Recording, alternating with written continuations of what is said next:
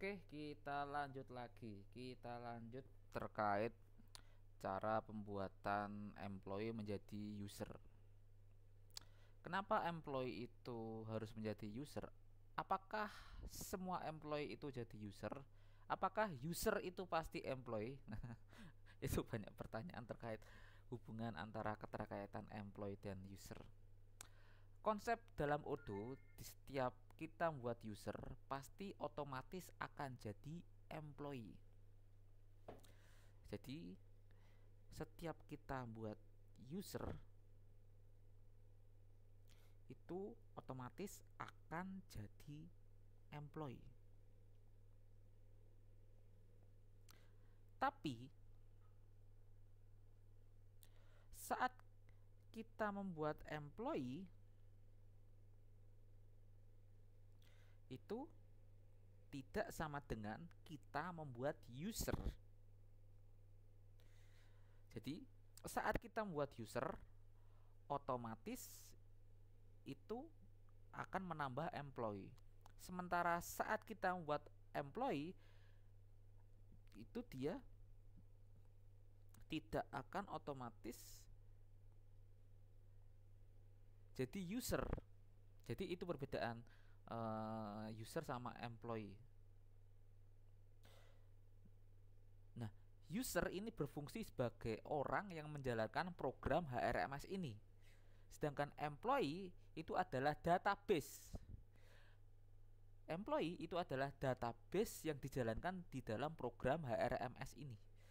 Jadi kalau user itu dia yang menjalankan program HRMS ini, kalau employee itu adalah database yang dijalankan di program HRMS ini. Setiap user itu bisa dibuat kewenangannya berbeda-beda. Jadi tidak semisal user manager HRD dengan user manager marketing, itu skopnya kalau kita mau bedakan itu bisa tergantung dari kondisi perusahaan seperti apa dan kondisi yang kita inginkan seperti apa. Itu ya, setiap user bisa dibuat kewenangan yang berbeda-beda sesuai dengan kebutuhan implementasi dan struktur organisasi yang ada di program.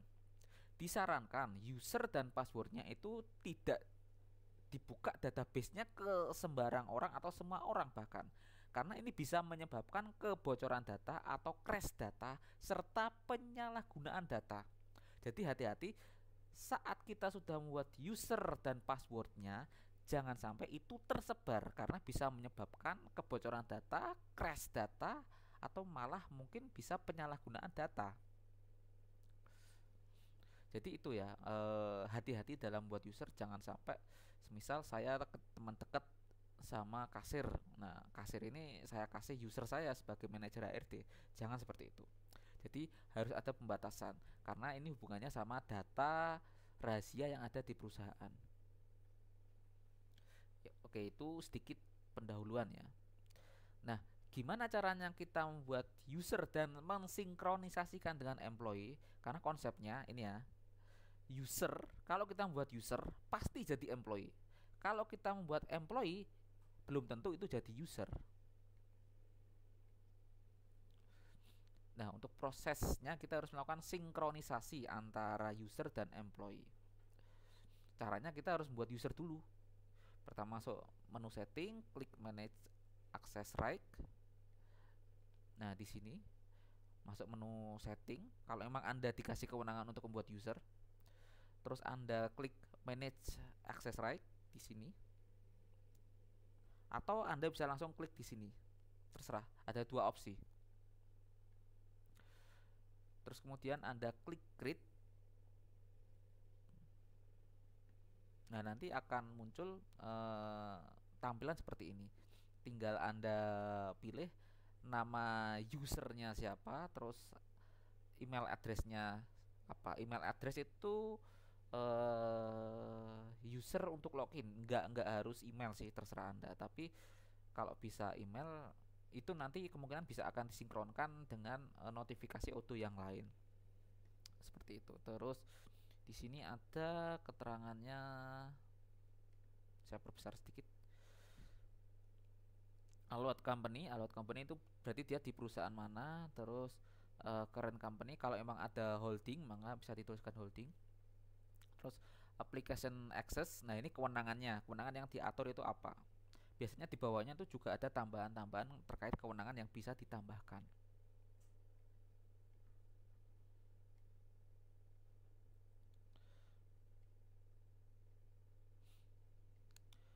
Kalau sudah jadi nama usernya apa, terus kewenangannya sudah kita buat, selanjutnya kita buat yang namanya password.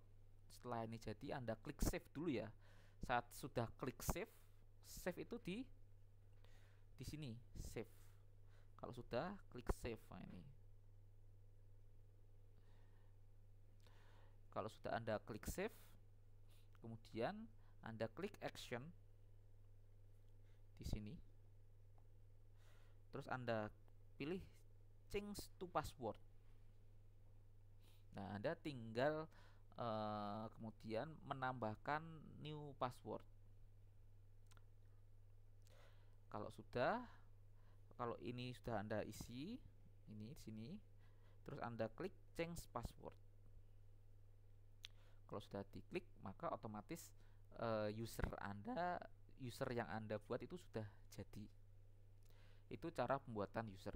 Terus kemudian gimana caranya sinkronisasi employee dengan user? Ini saya jelaskan secara narasi dulu ya. Nanti habis ini kita langsung simulasi sedikitnya.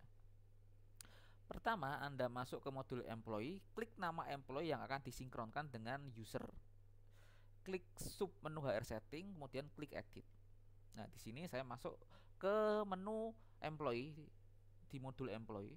Terus saya masuk di HR setting ini. Kemudian di HR setting ini saya klik di related user.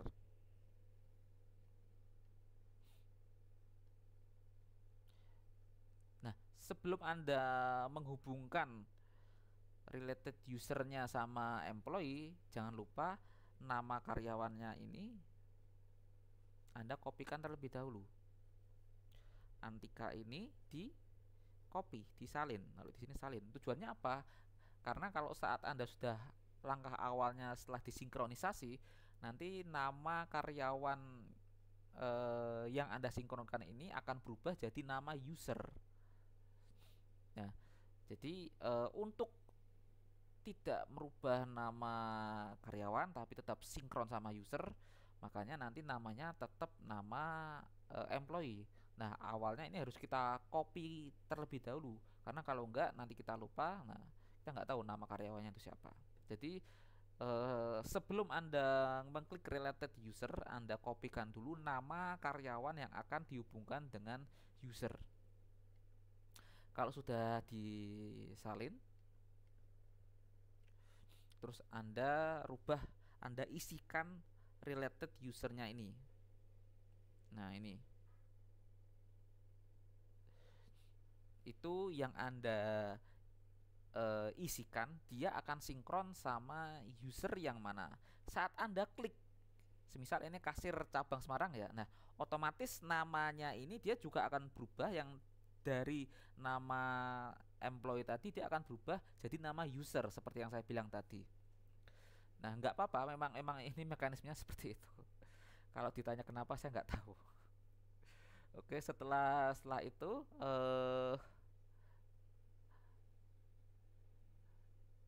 setelah itu buka kembali employee.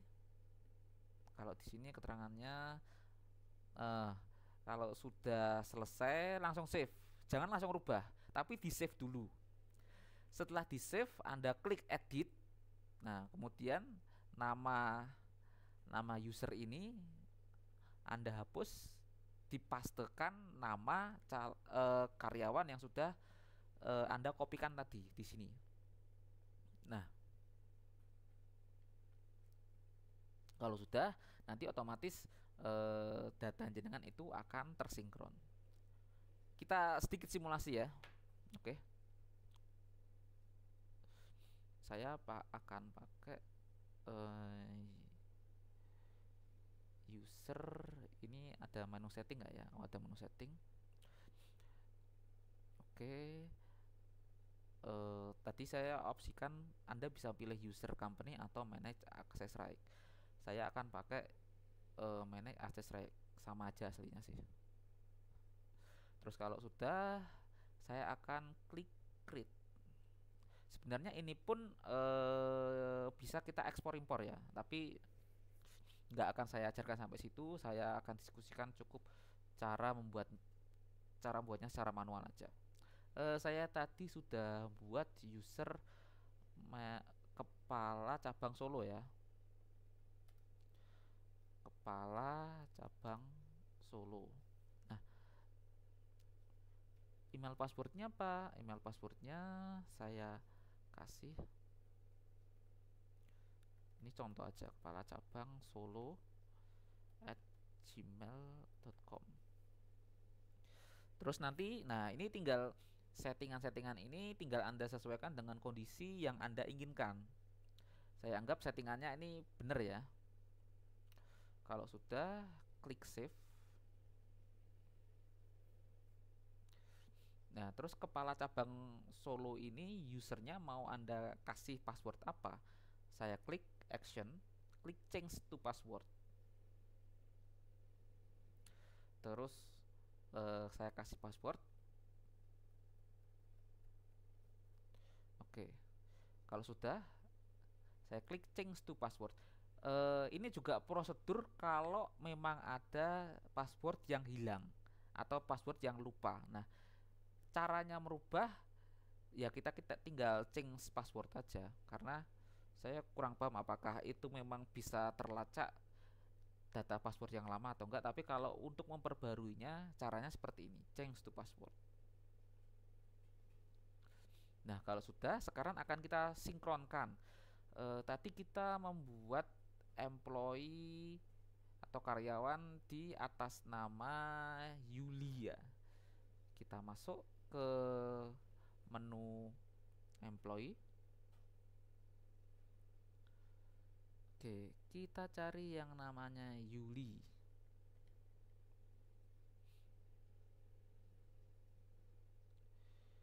Nah ini Yuli Permata, Yuliana Permata. Saya klik. Nah, setelah saya klik, cari HR setting. Nah, di sini nah, nanti akan kita edit di sini. Kita klik edit dulu. Jangan lupa namanya kita kopikan dulu.